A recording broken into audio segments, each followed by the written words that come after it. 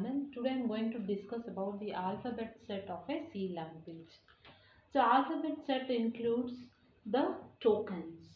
So here what are tokens? Tokens are the smallest indivisible unit of a program. So these tokens can be identifiers, keywords, constants, variables and data types. Now what actually are identifiers?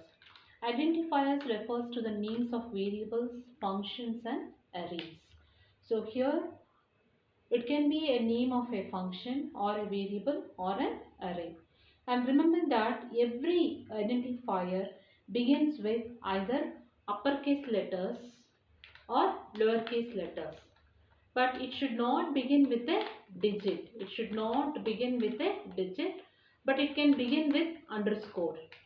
So we can use digits in between and anywhere while declaring an identifier, but we should not use at the beginning to declare an identifier. For example, if I write 9ABC, see this beginning with 9 is not allowed while declaring a identifier.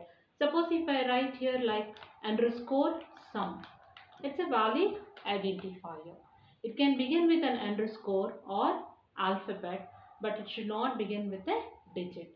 And the special symbol which is allowed while defining an identifier is it can be only underscore or digit is allowed. The special meta characters like plus, minus, star, division, dollar, etc. cannot be used while declaring an identifier. And next we have keywords. So every C word is classified as either a keyword or an identifier. All the keywords have fixed meanings. They are called as reserved words. Keywords are called as what? They are called as reserved words. So here the meaning of the keywords cannot be changed. So if the keywords are always written in lowercase letters, the meaning is already predefined and stored in the compiler. The keywords cannot be used as an identifier. Okay, so here there are totally 31 different kinds of keywords. Okay, example is we have like int, float, char, main, go to, continue, etc. So these kind of words which are already predefined are called as reserved words. They cannot be used as identifiers or variables. Next we have something called as constants. So here constants are the names given for the variables whose value will not change throughout the program. The value of that variable remains constant. It will not change during the execution of the program. Such variables are called as constant variables. Here constants can be of numeric constants or they can be of string constants. Then we have variables. Variables are the names given to the memory locations.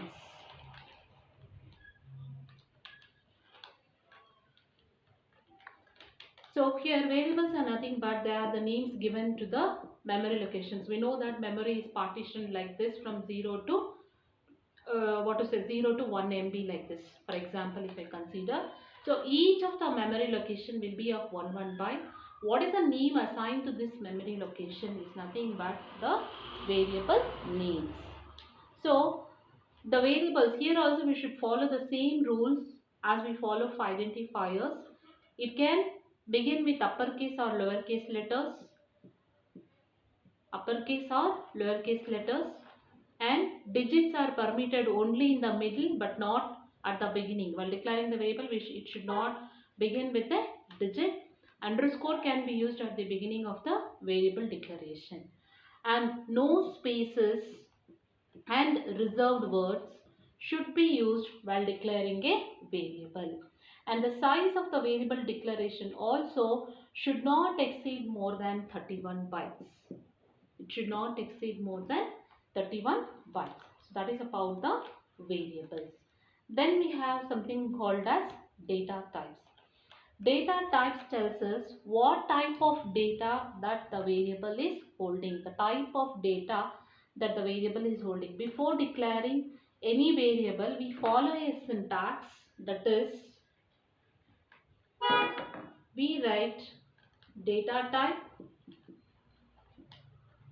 followed by variable name